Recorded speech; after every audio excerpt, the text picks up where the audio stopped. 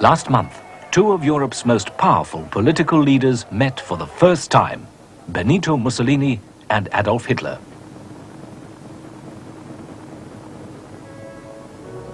They met in Venice, where the fascists put on a big show.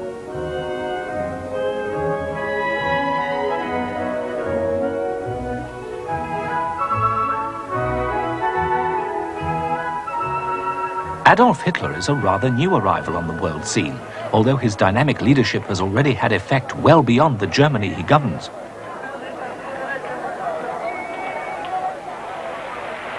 But it was noticed that beside his very self-confident host, Hitler looked rather nervous.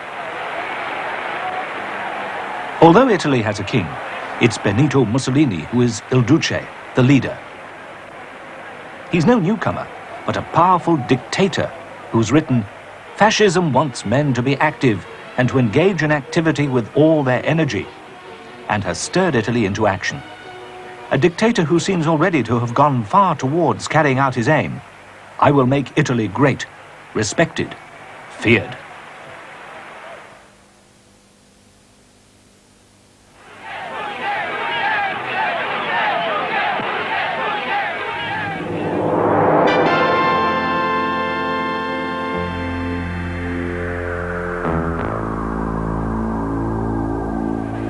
Sentiamo come la creazione della nostra volontà attesa dello spasimo della vittoria. To those of us used to being ruled by parliament with free speech and a free press, Mussolini's political style with dramatic gestures and the movement he leads, which is called fascism, may appear odd, at times even laughable. But there's little mercy for those who oppose him.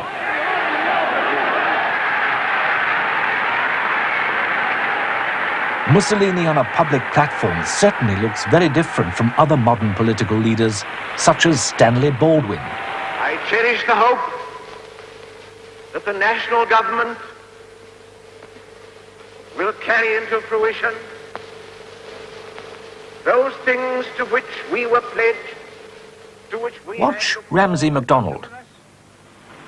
In order to perform that national duty, have had to risk everything that is dear to a public man. Compare Mussolini's style with President Roosevelt's. This great nation will endure as it has endured, will revive and will prosper. And Mussolini is very much more self-confident than Hitler.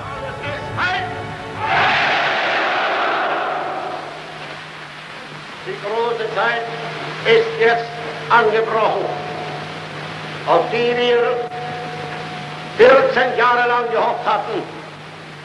Deutschland ist nun erwacht. La vittoria è per noi, per i primi.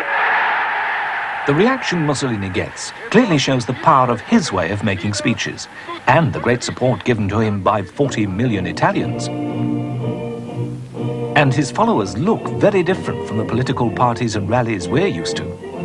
The uniforms, banners, regimental shouting, and the old Roman salute, the upraised arm, have served as a model for leaders like him elsewhere, especially for Hitler in Germany.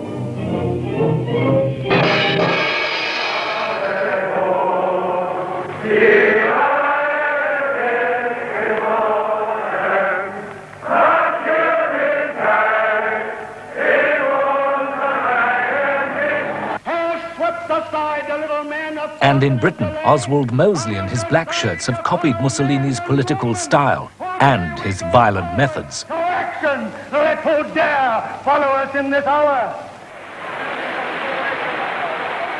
Has Mussolini learnt any publicity tricks from the communists or influenced their propaganda methods? The movements look the same in many ways.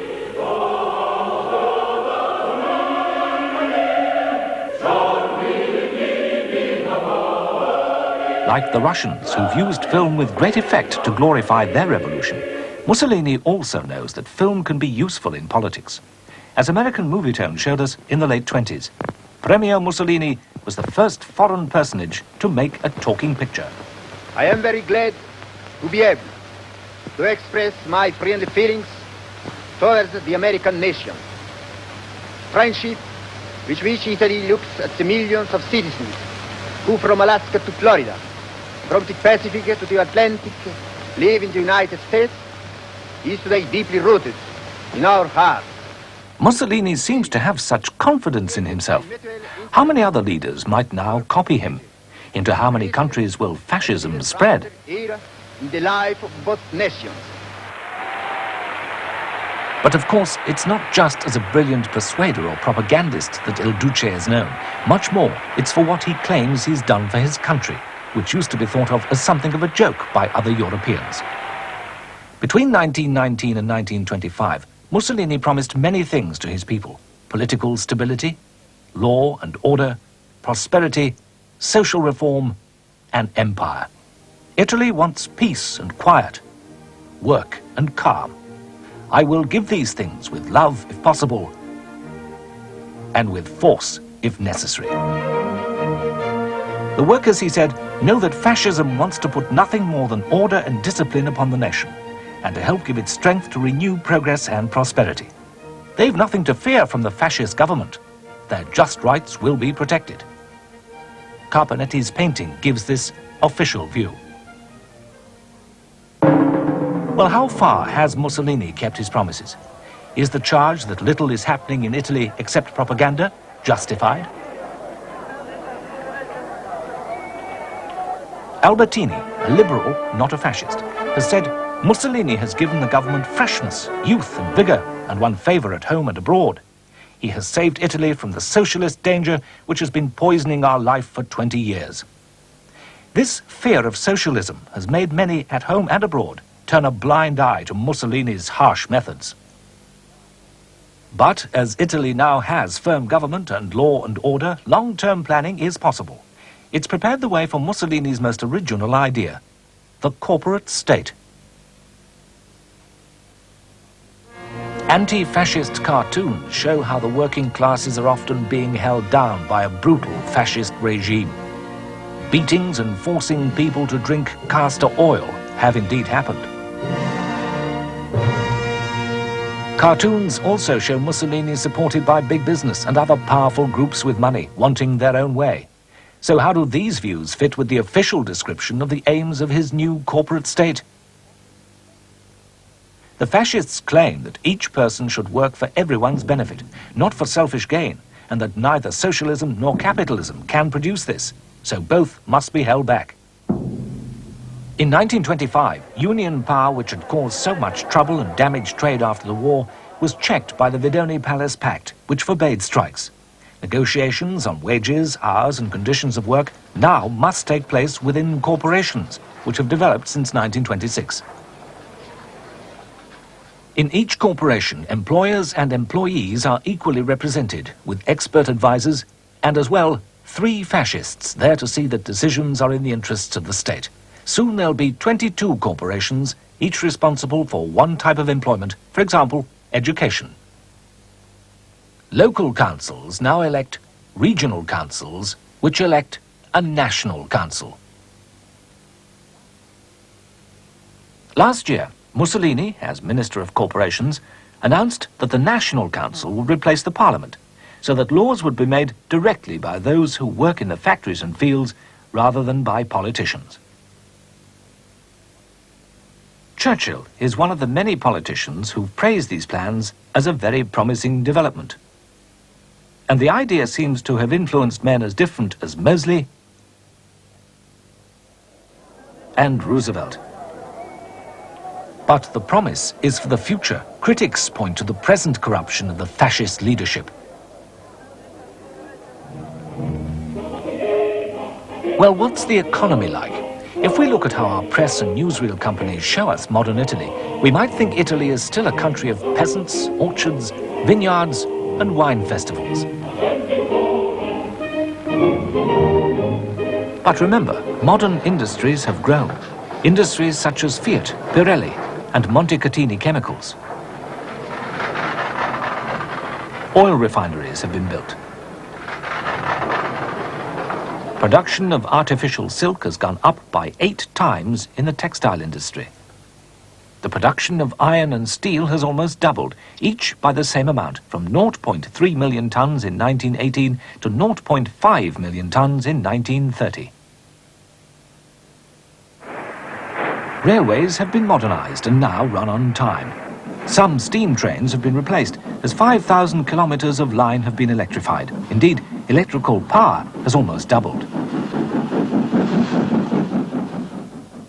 Trunk roads, or autostrada, sweep their way across the country, as the Times described on October the 29th, 1928. The road connecting Rome and Ostia, and called the Road to the Sea, has been made as far as possible in a straight line, and will also have 2 tracks for slower vehicles. The road will be lit by special lamps, which will avoid dazzling headlights. Because the state has put a lot of money into these projects, and in the building of sports grounds, schools and flats, there's much less unemployment.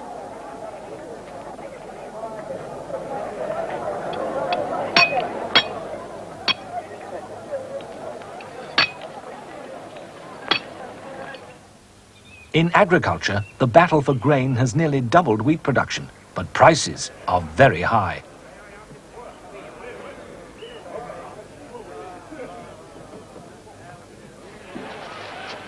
At harvest time, Mussolini knows the publicity value of giving a hand.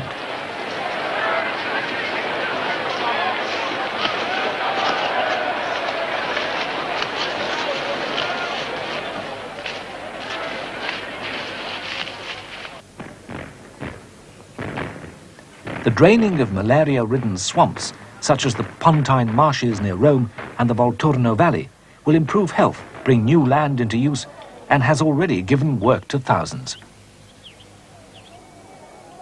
As yet, the battle for births, an attempt to increase the population to 60 million by 1950, has had only limited success, though Mussolini is known to take a very personal interest in this.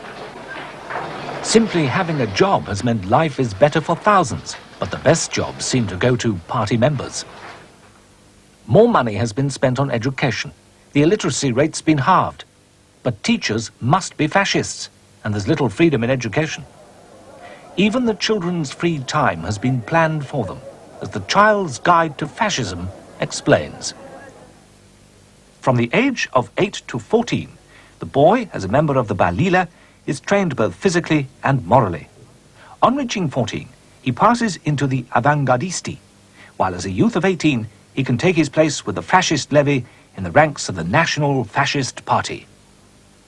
They must learn, as part of a fascist creed, I believe in the genius of Mussolini, in our Holy Father fascism, and in the communion of its martyrs, in the conversion of the Italians, in the resurrection of the empire. The youth of Italy are told by the fascist party, the young must know how to obey. It's clear that Mussolini sees control over young people as essential to his plans for his fascist state.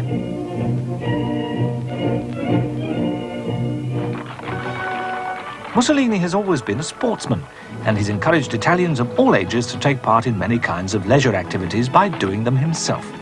The state organization for leisure now controls thousands of theatres, libraries, dramatic societies, brass bands, orchestral societies, and all football clubs.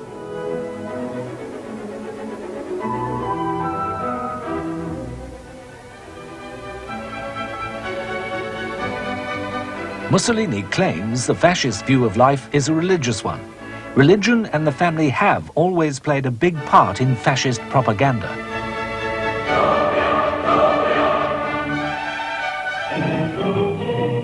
So there was little surprise when 5 years ago, Mussolini and the Pope agreed to recognize each other's authority. Roman Catholicism was to be the state religion.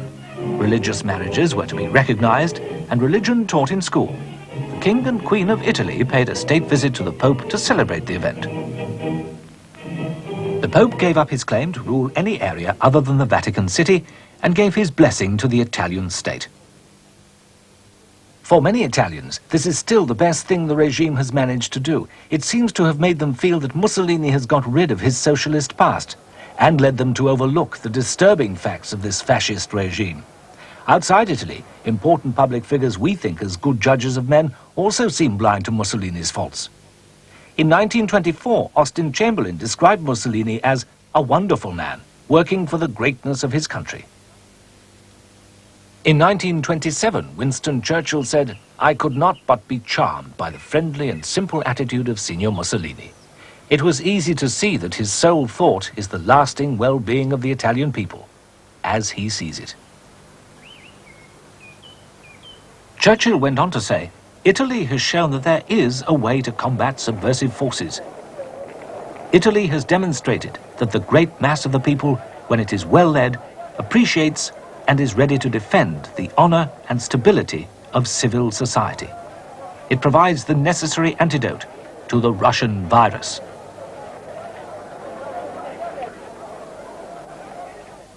Lord Rothermere has described him as the greatest figure of our age. In the early 20s, the American ambassador to Rome, Richard Child, reported, "He has not only been able to change the lives of human beings, but he has changed their minds, their hearts, their spirits." Aristide Briand of France considers he is not only a great man, he is a good one. Praise indeed, but is it all as good as it looks? What about the loss of the liberties we value? Remember, Mussolini is also an expert newspaper editor whose job is to persuade. Are we just being persuaded? Is there a hidden cost?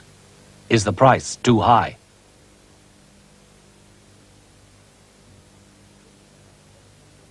Critics like Benedetto Croce, the historian, say that the Italian worker is no better off today and has lost all freedom.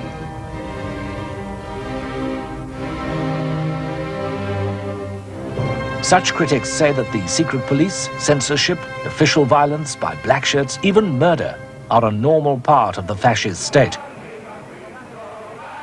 But the critics seem to be ignored by most people. Whatever critics say, Mussolini appears to be safe. God has put his finger on the Duce. He is Italy's greater son, the rightful heir of Caesar, is what the fascist party secretary said in 1926 after an assassination attempt. And that's still what most Italians believe today, in 1934.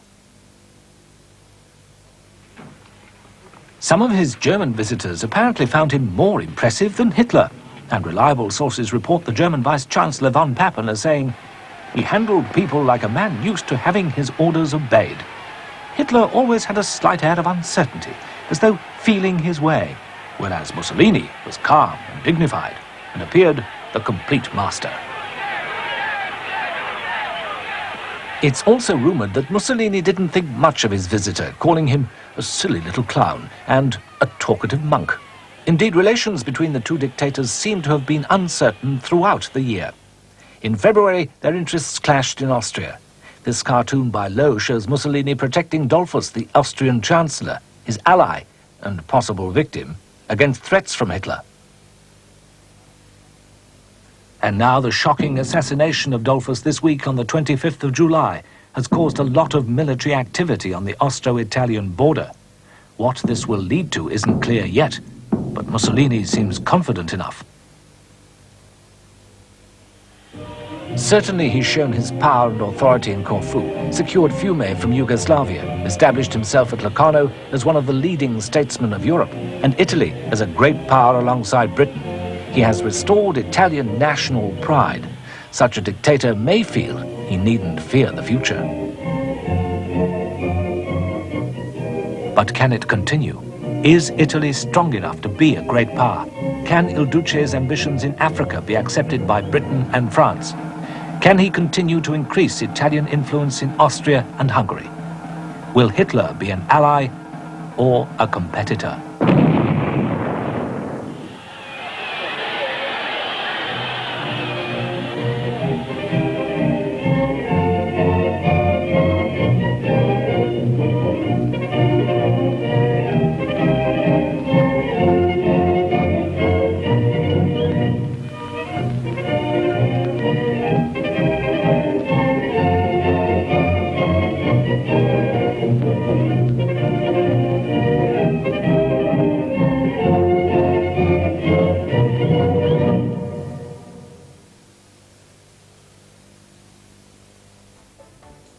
birthday of Joseph Stalin, leader of 176 million people.